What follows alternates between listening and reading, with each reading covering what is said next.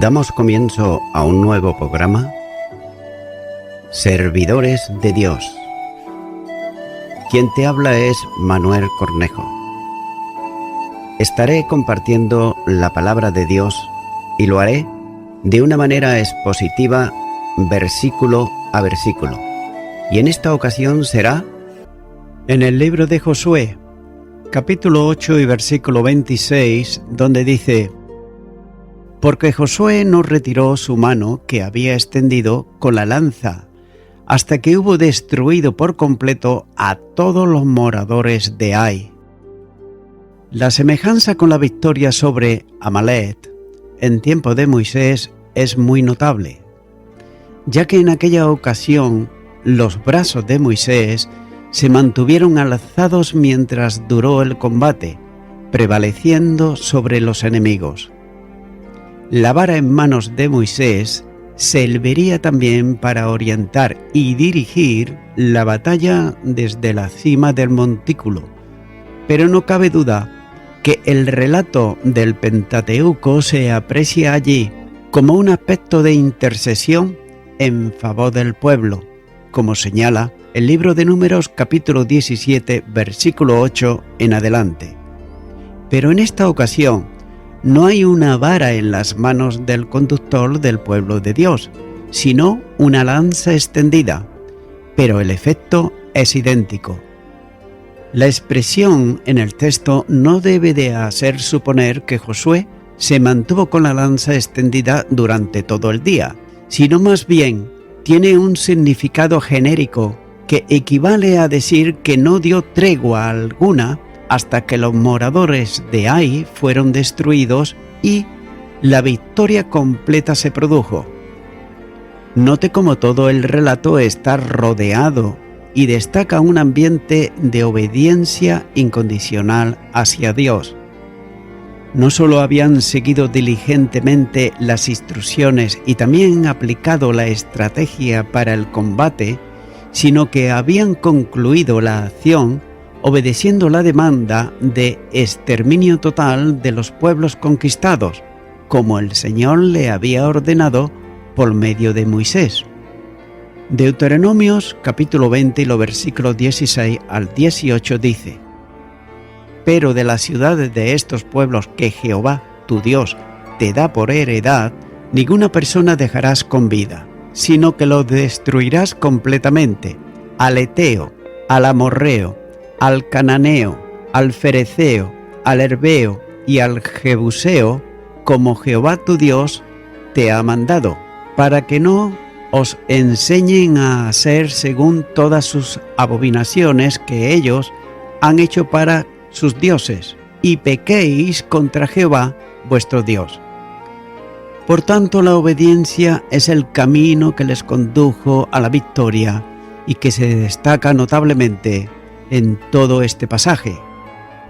Continúa ahora con el versículo 27, donde dice: Pero los israelitas tomaron para sí las bestias y los despojos de la ciudad, conforme a la palabra de Jehová que les había mandado a Josué. Aún en medio del combate hubo tiempo para el saqueo, ya que las bestias y los despojos de valor fueron tomados para beneficio de quienes habían estado combatiendo. Por otro lado, el anatema de Jericó, que había producido graves consecuencias por apropiarse alguno de lo que Dios había reservado para sí, es ahora de bendición que enriquece por regalo del Señor. Jericó representaba también las primicias de aquella tierra y como tal debían de ser ofrecidas a Dios. Ai era ya parte de la abundante cosecha de las bendiciones que Dios proveía para los suyos. Sin embargo, la nota dominante del versículo vuelve a vincular la acción con la obediencia. Note cómo todo había sido hecho conforme a la palabra que Jehová había mandado. Es una de las lecciones que el Espíritu Santo de Dios desea enfatizar por medio del pasaje para los lectores de todos los tiempos. ya que en la obediencia incondicional a la voluntad de Dios se abre la puerta a las bendiciones que descienden de Él. Continúa ahora con el versículo 28, donde dice: Y Josué quemó a Ai y la redujo a un montón de escombros, asolada para siempre hasta hoy. El texto asume el final de la batalla. La ciudad de Ai quedó convertida en un montón perpetuo de ruinas. El lugar de su asentamiento se distinguía no por la presencia de un punto fortificado, sino por un montón de escombros, marcado por el fuego que había consumido las construcciones. Es interesante aquí notar la expresión que cierra el texto cuando dice asolada para siempre hasta hoy. Evidentemente, cuando fue escrito el relato, no había sido reconstruida la ciudad, lo que evidencia la antigüedad del escrito, ya que solo después del exilio se menciona un lugar habitado llamado Ai junto con Betel. Note lo que dice en Esdras, capítulo 2, versículo 28. Los varones de Betel y Ai, 223. Y también Nehemías, capítulo 7 y versículo 32, dice exactamente lo mismo. Los varones de Betel y de Ai, 123. Sin embargo, la ciudad levantada con ese nombre pudiera estar situada en algún lugar vecino y no precisamente sobre el asentamiento de la primitiva en tiempo de Josué. Tal vez el texto procura destacar la realidad impactante de las consecuencias del juicio de Dios sobre el pecado de los hombres, en lugar donde nunca más se asentaría una nueva población. Téngase en cuenta que Dios cumple siempre sus promesas, y Él había indicado que no quedaría un enemigo que impidiera la posesión de la tierra a Israel, y su palabra fue cumplida. La ciudad es destruida y los ejércitos derrotados debían servir al pueblo de Dios para confiar en Él y vivir en temor reverente delante de Él. Note cómo el Dios Todopoderoso que interviene en juicio sobre los transgresores cuando el pecado de esto alcanza los límites permisibles de su justicia. Posiblemente es una de las lecciones que deben ser aprendidas y también recordadas por los cristianos en esta precisamente dispensación. El Señor, que es Salvador, es también juez y no transigirá siempre con el pecado de los suyos. También se hace necesario que ante los ejemplos de la historia se alcance un claro discernimiento de esta lección, ya que el creyente debe de recordar la advertencia de la palabra sobre la práctica consciente del pecado, cuando dice: horrenda cosa es caer en las manos del Dios vivo. Hebreos capítulo 10 y versículo 30. Continúa ahora con el versículo 29, donde dice: y al rey de Ai lo colgó en un madero hasta caer la noche. Y cuando el sol se puso, mandó Josué que quitasen del madero su cuerpo y lo echasen a la puerta de la ciudad, y levantaron sobre él un gran montón de piedras que permanece hasta hoy. Notamos aquí cómo la suerte de la ciudad estaba también ligada a la de su rey, ya que la ciudad fue destruida y el rey muerto. Entonces, ¿cómo murió el rey que había sido hecho prisionero en la batalla? Había sido traído vivo a Josué, como indica el versículo 23. Por tanto, tuvo que ser ejecutado. Los ejércitos de las naciones entonces solían mantener con vida a los reyes prisioneros para que vieran el final de sus dominios. Incluso en ocasiones se ejecutaba delante de ellos a sus hijos y súbditos más leales como castigo moral.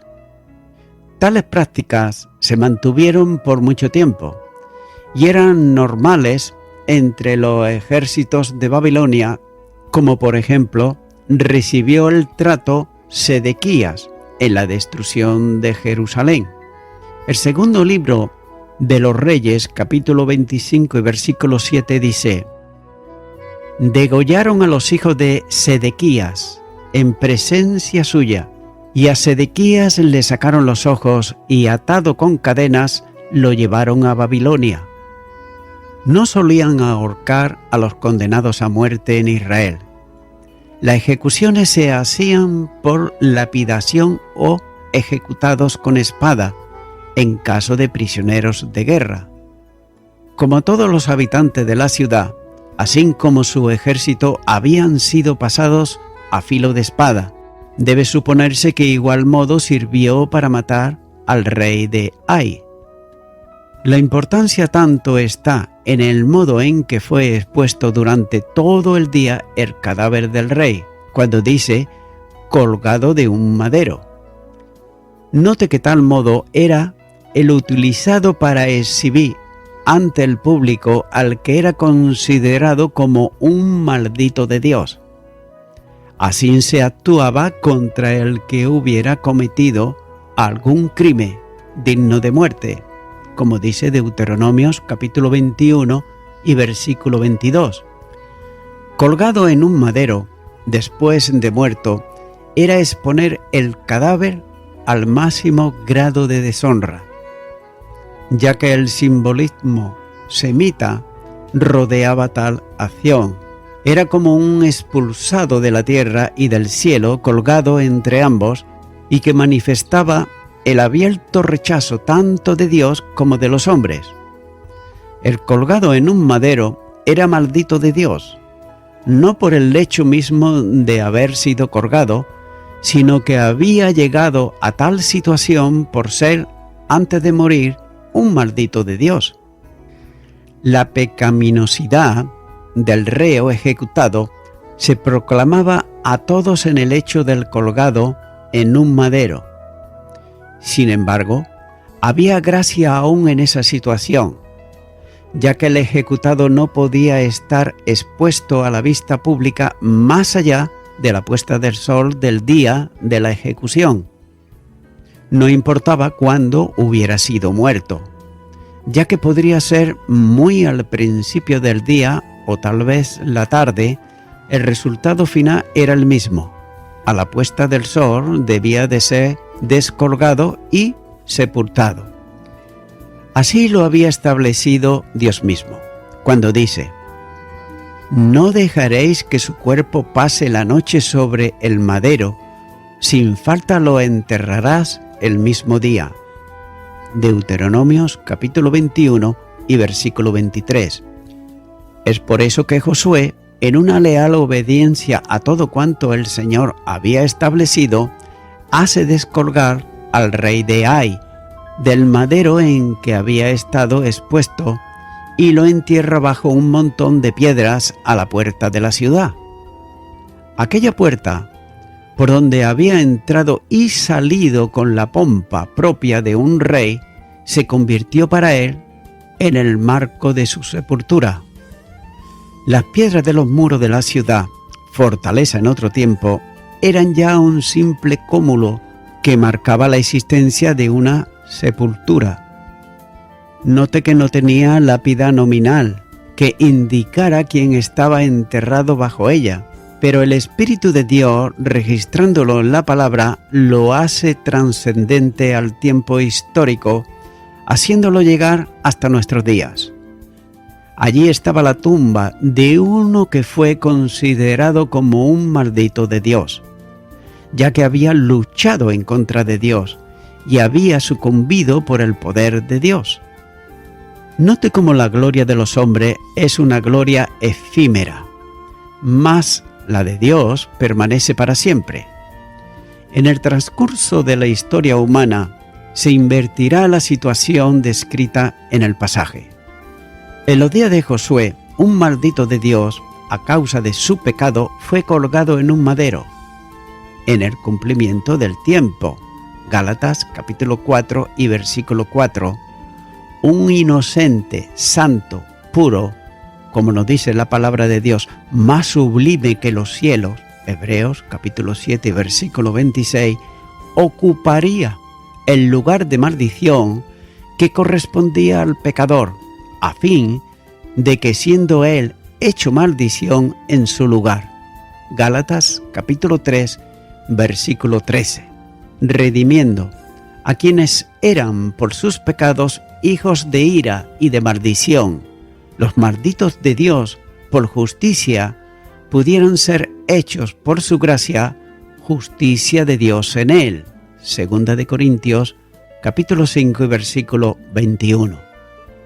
Continuará con los versículos 30 y 31, donde dice: Entonces Josué edificó un altar a Jehová Dios de Israel en el monte Ebal, como Moisés, siervo de Jehová, lo había mandado a los hijos de Israel, como está escrito en el libro de la ley de Moisés, un altar de piedras enteras sobre las cuales nadie alzó hierro.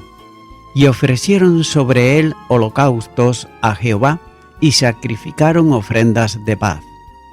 La situación del montón citado genera problemas interpretativas a la hora de determinar si se trata del monte situado en la región montañosa central de la tierra, es decir, al noroeste de Siquem, o, por el contrario, es una elevación situada en algún lugar próximo a la ciudad de Ai. En base a las consideraciones históricas y también geográficas, se considera más concordante esta última ubicación, ya que es muy difícil aceptar que Josué, con todo el pueblo y los hombres de guerra de Israel, hayan subido desde Ai hasta Ebal, cerca de Siquem, recorriendo una distancia de unas 30 millas que llevaría unos 2 días a un grupo tan numeroso. Además, y note esto, que el recorrido tendría que llevarse a cabo a través de un país que le era hostil, poblado por enemigos de Israel. Esta situación aparentemente contraria al pensamiento y lógica del hombre conduce a diversas propuestas para ajustar el texto bíblico a la realidad histórica lógica. Pero note que es interesante reseñar aquí el pensamiento que algunos de los rabinos hebreos sobre la interpretación del pasaje, en donde se aprecian también, como no, posturas completamente opuestas. Incluso algunos de los maestros hebreos sostienen que la ascensión a Ebal y Gerizim ocurrió el mismo día del cruce del Jordán. Desde el campo conservador se afirma la literalidad de este texto, entendiendo que realmente el pueblo de Israel salió de Gilgal y caminaron hasta el monte Ebal y el Gerizim, donde leyeron la ley. Por contra, algunos críticos consideran que esta narración ha sido una interpolación en este capítulo y que realmente debía de estar en el lugar que le es más propio, el final del capítulo 11, donde se afirma la ocupación de toda la tierra. Pero algunos manuscritos de la Biblia de los 70, el párrafo se encuentra a partir del capítulo 9 y versículo 3.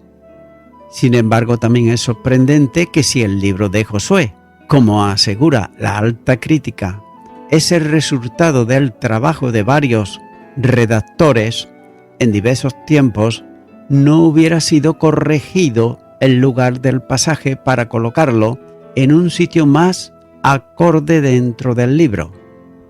Es evidente que el texto bíblico usa una pausa en la acción de la conquista militar para ofrecer, por otro lado, la perspectiva de un acto religioso que tenía el aspecto de obediencia a lo establecido antes por medio de Moisés y también de afirmación nacional. El pueblo expresaba la decisión de que fuese la ley de Dios, desde ahí en adelante, el principio que regularía la vida y el gobierno del país, ya que eran en cierta medida la dedicación de Canaán al Señor. La ley iba a ser inscrita en un lugar céntrico de la tierra, a fin de que el pueblo presente y las generaciones futuras reconocieran el propósito divino de la conquista de la tierra, la gracia que se entregó en posesión y las responsabilidades también que estaban aparejadas a la condición del pueblo de Dios. La ley traía consigo la bendición como consecuencia de la obediencia, pero por otro lado, la maldición que debía de evitarse. Moisés había establecido la lectura de la ley en el monte Ebal y Gerizim. Él mismo dispuso las 6 tribus que estarían sobre uno y otro monte, cuando dice: «Estos estarán sobre el monte Gerizim para bendecir al pueblo: Simeón, Leví, Judá, Sacar, José y Benjamín. Y estos estarán sobre el monte Ebal para pronunciar la maldición: Rubén, Gad, Aser, Zabulón, Dan y Neftali». Deuteronomios capítulo 27, los versículos 12 y 13.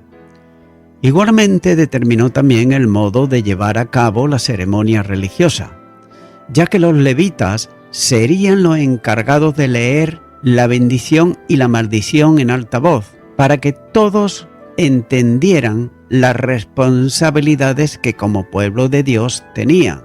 Deuteronomios capítulo 27 y versículo 14. Los términos de la bendición y la maldición estaban registrados también en el mismo pasaje, como se puede observar en Deuteronomios capítulo 27 versículos 15 al 28.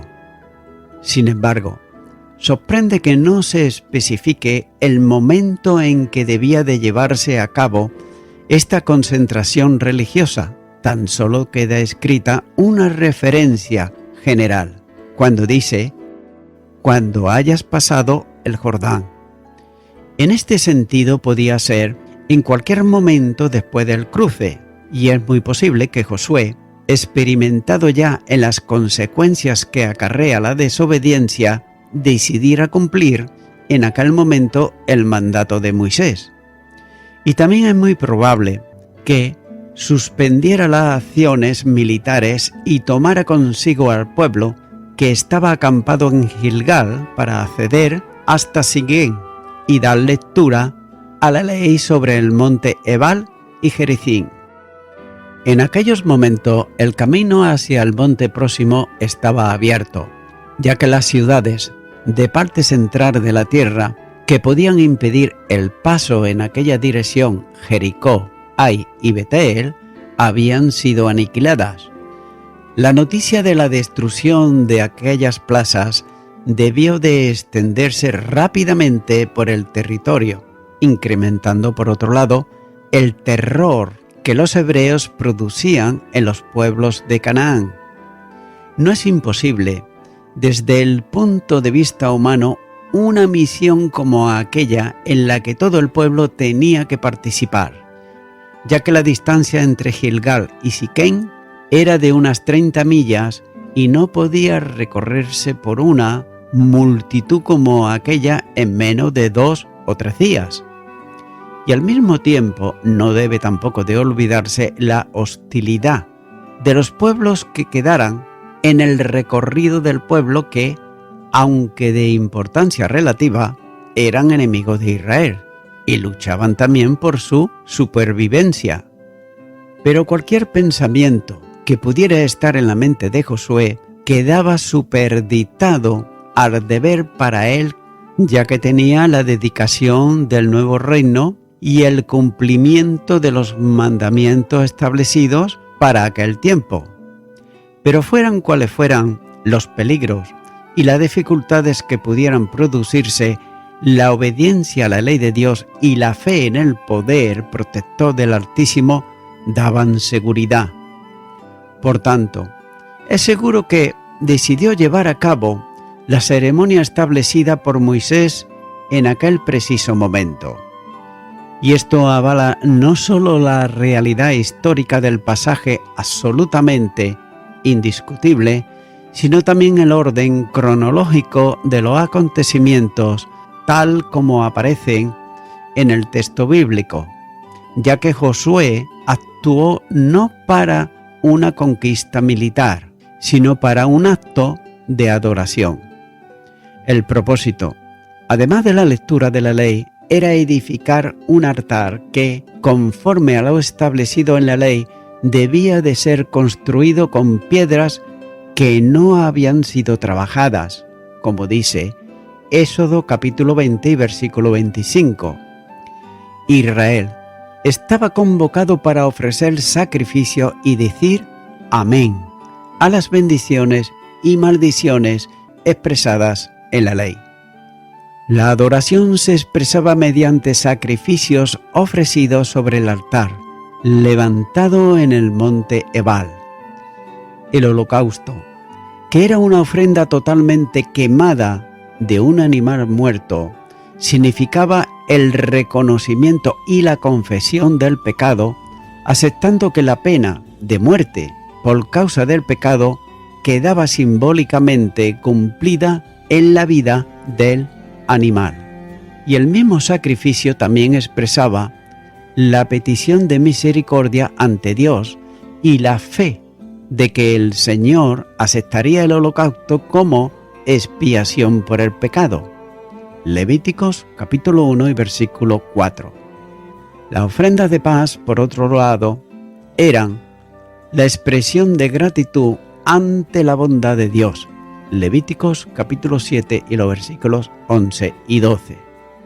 Note que todo aquel ceremonial religioso de la construcción del altar y los sacrificios efectuados sobre él creaban un espíritu apropiado para aceptar la conquista como una provisión de parte de Dios en su gracia para con ellos. El corazón del pueblo, antes entristecido por la derrota ocurrida en Ai, se llenaría de gozo, que era uno de los propósitos del sacrificio, como señalaba la ley, cuando dice: y te alegrarás delante de Jehová tu Dios. Deuteronomios capítulo 27 y versículo 7. Y note cómo de nuevo la lección de la obediencia se manifiesta en el pasaje, ya que el camino de la prosperidad comienza por Dios, cuando dice: mas buscad primeramente el reino de Dios y su justicia, y todas las cosas os serán añadidas. Mateo capítulo 6 y versículo 33. El objetivo principal del creyente es ocuparse de las cosas de Dios. En esa búsqueda debe centrarse todo el afán del creyente, ya que no es lógico afanarse, por lo menos importante, sino buscar lo mejor. El reino de Dios no es comida, ni tampoco bebida, sino justicia y gozo y paz en el Espíritu. Romanos capítulo 14 y versículo 17. No son cosas materiales, sino cosas espirituales, ya que la justicia que debe ser la ocupación cristiana no se refiere a la imputada para salvación, sino a la practicada como expresión de una vida justa. Se trata del modo natural de vida en la esfera de la santificación. El cristiano tiene la responsabilidad de vivir ese tiempo de vida por cuanto ha recibido poder para ello en la regeneración. Contrasta abiertamente con el tipo de justicia propio de los legalistas que el Señor repudia, como se puede observar en Mateo capítulo 5 y versículo 20. El Señor enseña a dar prioridad absoluta al reino de Dios, ya que el deber no es conformarse con lo que ya se tiene en el reino, sino buscar en un progresivo compromiso con el Señor.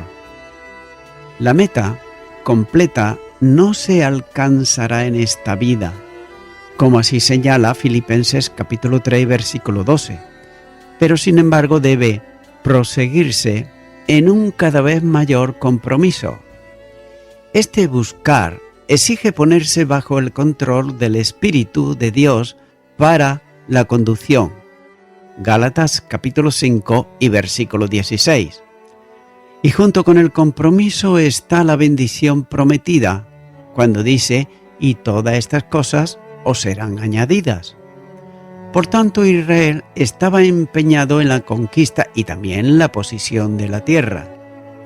Pero para el cristiano, las cosas que serán añadidas tienen que ver con todas las necesidades cotidianas, tanto materiales como también espirituales. La piedad tiene promesa para la vida presente. Primera de Timoteo capítulo 4 y versículo 8. Serán añadidas quiere decir que se darán con generosidad, como dice Josué capítulo 6 versículo 38. Note que Dios da siempre más de lo que sus hijos pueden pedir o pensar. Efesios capítulo 3 versículo 20. Y como hijo de Dios, el Padre asume el cuidado espiritual y también material de los suyos. Filipenses capítulo 4 y versículo 19.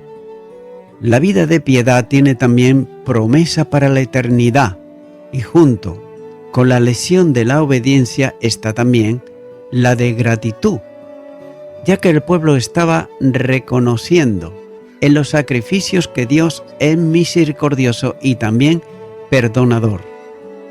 No solo había confesión del pecado y reconocimiento de la culpa, sino una expresión de alabanza y agradecimiento por la provisión de Dios hacia ellos. Note cómo la Biblia, que es la palabra de Dios, exhorta a la gratitud cuando dice, sed agradecidos. Colosenses capítulo 3 y versículo 15. La gratitud mayor tiene que ver con la bendición suprema de la salvación de Dios en Cristo Jesús, cuando dice, gracias a Dios por su don inefable. Segunda de Corintios capítulo 9 y versículo 15. La gratitud al Señor lleva aparejado el compromiso personal de una entrega incondicional estimulada por todo lo recibido, cuando dice, hermanos, os ruego por la misericordia de Dios que presentéis vuestros cuerpos en sacrificio vivo, santo, agradable a Dios, que es vuestro culto racional. Romanos capítulo 12, versículo 1. Es la consideración personal de los favores recibidos por gracia, lo que impulsa a vivir para Dios, dedicándole plenamente la existencia en la búsqueda de su reino y también de sus cosas. Porque el amor de Cristo nos constriñe, pensando esto, que si uno murió por todos, luego todos murieron, y por todos murió, para que los que viven ya no vivan para sí, sino para aquel que murió y resucitó por ellos. Segunda de Corintios capítulo 5 y los versículos 14 y 15. Y voy concluyendo con esto. El campamento de Israel, note que es una reunión no para combatir al enemigo, sino para ofrecer sacrificios, escuchar la lectura de la ley y decir amén a las bendiciones y a las maldiciones. Y esto es un ejemplo notable, por una parte, del celo de Israel por el servicio y el honor de Dios. Note que el camino de la prosperidad comienza por Dios. Mateo capítulo 6 versículo 33 dice, mas buscad primeramente el reino de Dios y su justicia, y todas estas cosas os serán añadidas. Amigo y amiga oyente, si parcialmente o nunca has buscado a Jesús, que es Dios, ahora puedes invitarle a que venga a tu corazón y recibirle como tu único y suficiente Salvador. Para ello, eres tú quien le tienes que invitar, no yo, sino tú. Si no sabes cómo hacerlo, pues repite conmigo esta oración y di: Señor Jesús, vengo ante ti, pidiéndote perdón por todos mis pecados. Me arrepiento de ellos y te recibo ahora como mi único y suficiente Salvador. Y a partir de ahora, quiero buscar, primeramente, el reino de Dios y su justicia, sabiendo que tú me darás todo aquello que necesite para vivir la vida que a ti te agrada. En el nombre de Jesús. Amén. Amigo y amiga oyente, si tú has hecho esta oración de corazón, te recomiendo que comiences a orar a Dios, en primer lugar, en el nombre del Señor Jesucristo. Orar a Dios no es rezar, sino que es hablar con una persona. También te recomiendo que leas la palabra de Dios y lo hagas a diario. Comienza, por ejemplo, con el Nuevo Testamento. Y también, por último, te recomiendo que para que puedas crecer espiritualmente, te congregues en una iglesia cristiano-evangélica, donde se predique, se enseñe y se practique la sana doctrina y la palabra de Dios. Congrégate ahí y con el tiempo podrás crecer espiritualmente y también servir al Señor Jesucristo. Que Dios te bendiga. Y a toda la audiencia, nuevamente ya me estoy despidiendo de todos ustedes y será hasta el próximo programa. Que Dios os bendiga a todos.